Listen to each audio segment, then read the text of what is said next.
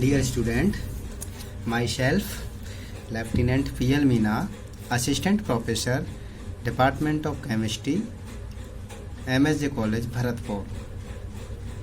प्रिय छात्रों, वीडियो देखने से पहले मेरा चैनल ज़रूर सब्सक्राइब करें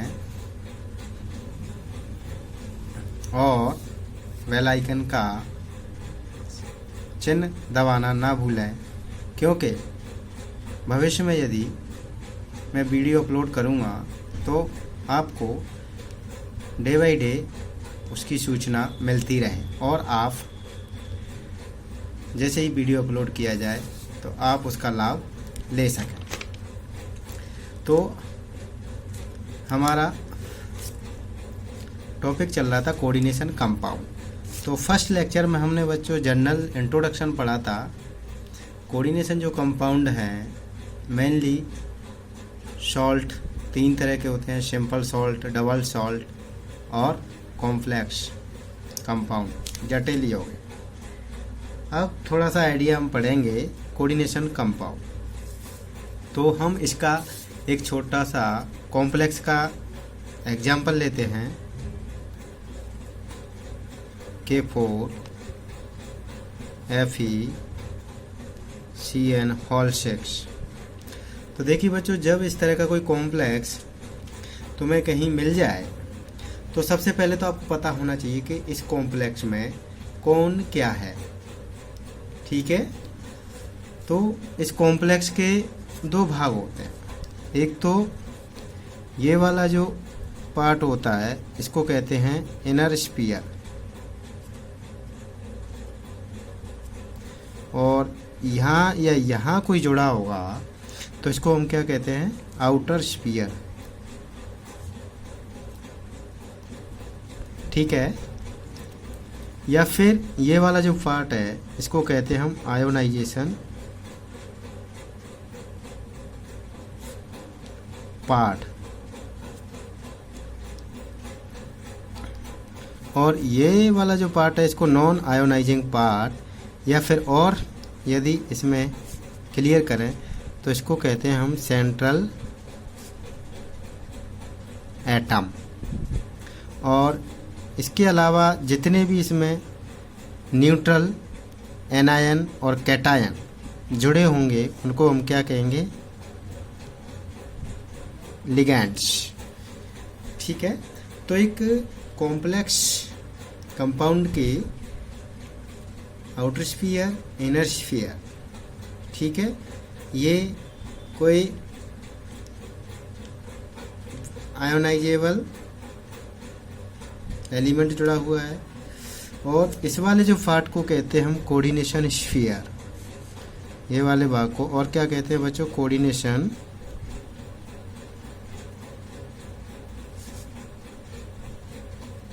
स्फीयर। कोऑर्डिनेशन स्फीयर ये जो बड़े ब्रैकेट के अंदर होता है इसको कहते हैं हम कोऑर्डिनेशन स्फीयर, समन्वय मंडल, समन्वय मंडल। तो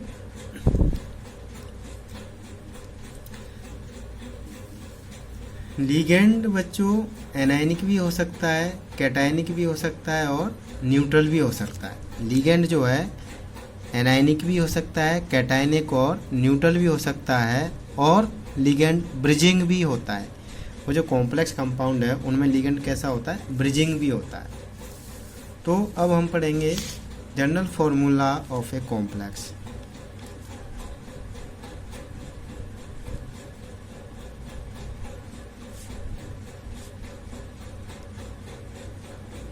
जनरल फॉर्मूला मतलब एक कॉम्प्लेक्स को, जनरल फॉर्मूला क्या होता है कॉम्प्लेक्स का, देखिए MLN प्लस माइनस एक्स। तो किसी संकुल को सामान्यतया इस तरह से दर्शाते हैं, MLN प्लस माइनस एक्स। ये केंद्रीय धातु हो गया बच्चों, ये लीगेंड है, N उसका नंबर दर्शा रहा है कितने लीगेंड उससे जुड़े हुए हैं, और ये उस पर दर्शा रहा है चार्ज, प्लस एक्स है या माइनस एक्स है।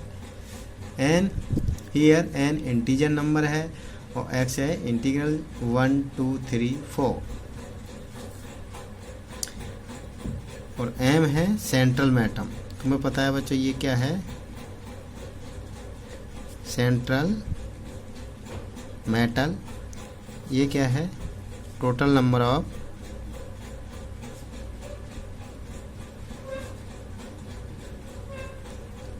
लिगेंड्स। ये क्या है, charge on complex, charge on complex. तो इस तरह से बच्चों एक कॉम्प्लेक्स होगा, उसके क्या क्या पार्ट होते हैं, outer sphere, inner sphere, ionization part, non ionizing part, central metal, ligands. Ligands तुम्हें पता है कई तरह के होते हैं।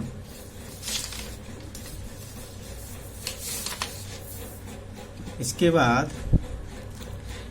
एल, यहाँ पे तुझे पता, आपको पता ही है, एल है लिगेंड। सामान्यतः बच्चों लिगेंड को हम इस सिंबल के द्वारा दर्शाते हैं।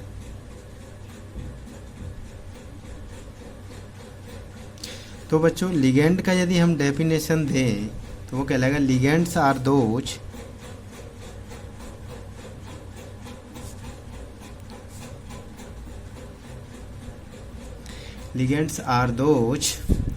particles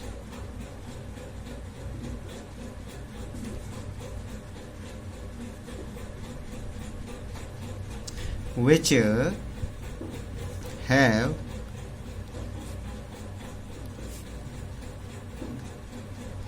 lone pairs. Ligands are those particles which have lone pairs and they can donate their lone pairs to central atom, और वो उस लोन पेयर को बच्चों सेंट्रल एटम को डोनेट कर सकते हैं।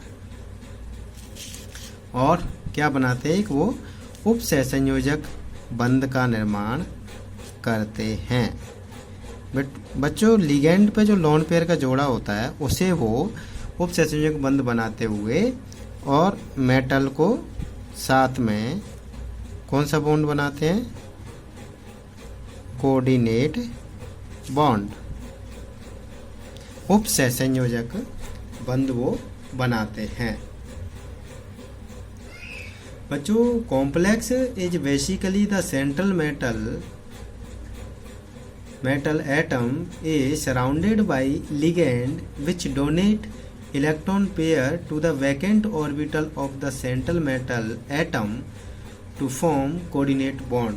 बच्चों कॉम्प्लेक्स में एक्चुअली होता क्या है कि जो लिगेंड है वो लोन पेयर डोनेट करता है सेंट्रल मेटल एटम के वैकेंट ऑर्बिटल में और एक कोऑर्डिनेट बॉन्ड फॉर्म करता है। Complex is the basically the central metal atom is surrounded by the ligand which donate electron pair to the vacant orbital of central metal atom to form coordinate bond. तो एक complex बनाने के लिए बच्चों जो conditions हैं, condition for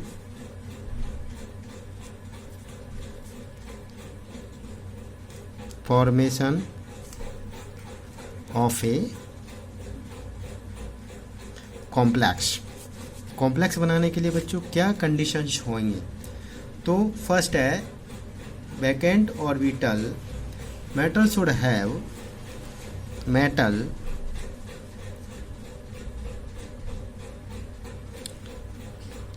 have vacant orbitals on them। Metal के पास में वैकेंट ऑर्बिटल होने चाहिए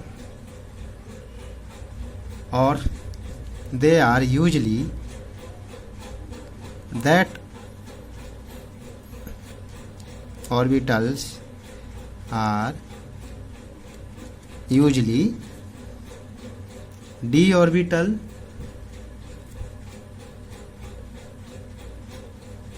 orbitals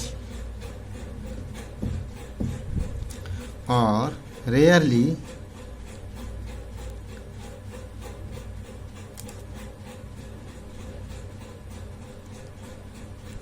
they can be p orbital, और बच्चों वो p ऑर्बिटल भी हो सकते हैं।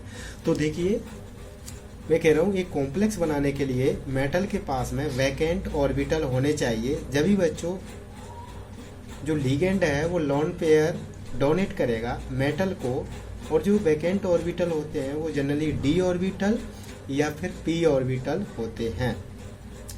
वैकेंट पी ऑर्बिटल और डी ऑर्बिटल होने चाहिए। यदि लिगेंड एक से अधिक होंगे तो लिगेंड के मध्य प्रतिकर्षण के कारण संकुल को शेप मिलेंगे, और संकुल की shape hybridization and number of ligand पर निर्भर करती है। हाँ, अब देखिए बच्चों, यदि एक कॉम्प्लेक्स में एक केंद्रीय धातु से एक से ज़्यादा लिगेंड यदि जुड़े हुए हैं, तो जब एक सेंट्रल एटम से लिगेंड जुड़ेंगे तो लिगेंडों में आपस में क्या होगा बच्चों, रिपल्सन, और उस रिपल्सन के कारण उस पार्टिकुलर कॉम्प्लेक्स को एक डेफिनेट जियोमेट्री प्राप्त होगी। तो संकुल की या कॉम्प्लेक्स की जो शेप और hybridization and number of ligand पर निर्भर करती है। तो संकुल की जो ज्यामिति है बच्चों डिपेंड करेगी नंबर ऑफ लिगेंड्स, लिगेंड कितने जुड़े हुए हैं। तो total number of lone pair donate to metal is represented the Cn, total electron pair donate by ligand to central metal atom। तो सिंपल सी बात है बच्चों कि शेप ऑफ कॉम्प्लेक्स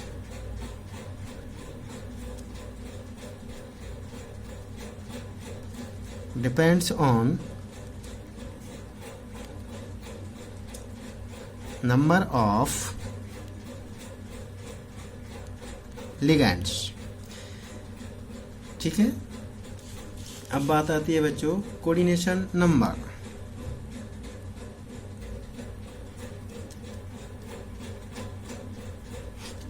उपसय संयोजन संख्या, कोऑर्डिनेशन नंबर, उपसय संयोजन संख्या। देखिए बच्चों कॉम्प्लेक्स में मैंने बताया कॉम्प्लेक्स के दो पार्ट होते हैं, एक तो आउटर स्फीयर और एक इनर स्फीयर, या स्पेस को और क्या कहते हैं, कोऑर्डिनेशन स्फीयर, कोऑर्डिनेशन स्फीयर। तो इसमें इस केंद्रीय धातु से सेंट्रल मेटल एटम से कितने लिगेंड और जुड़ रहे हैं, या फिर कितने नंबर ऑफ इलेक्ट्रॉन पेयर इसको डोनेट किए जा रहे हैं। मान के चलो यहाँ पे 6 लिगेंड है, Cn6 है, तो इसकी कोऑर्डिनेशन नंबर होगी 6। कोई और एग्जाम्पल लें उसमें, तो जितने वहाँ पे उपसंयोजक बन रहे हैं, that means number of total coordination bond या how many of electron pair are donated by the ligand to central metal atom and form coordinate bond that are called coordination number. समन्वय संख्या, एक संकुल यौगिक में केंद्रीय धातु के लिए सराउंडिंग लिगेंड्स के द्वारा कितने number of electron pair donate किए जा रहे हैं वो कहलाती है coordination number. Total number of lone pair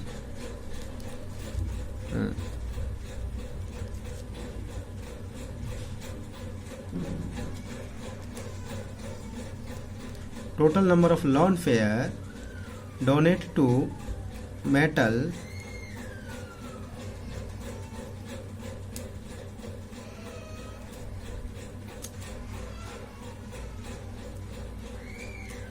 is represented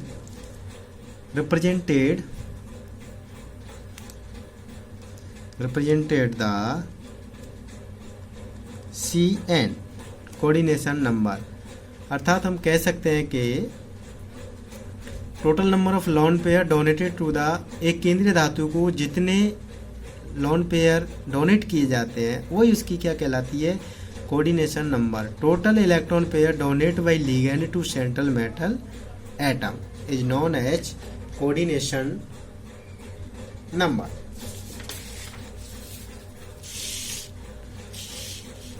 okay student, next lecture में हम आपको पढ़ाएंगे types of complexes and after then we will study most important theory of coordination compound is Werner theory. Thank you for watching and listen carefully me dear student. Video देखने से पहले एक बार subscribe जरूर कर दें, क्योंकि नए आने वाले वीडियो के बारे में आपको सूचना मिल जाए और आप देखते रहें, आपको लाभ मिले। Thank you very much.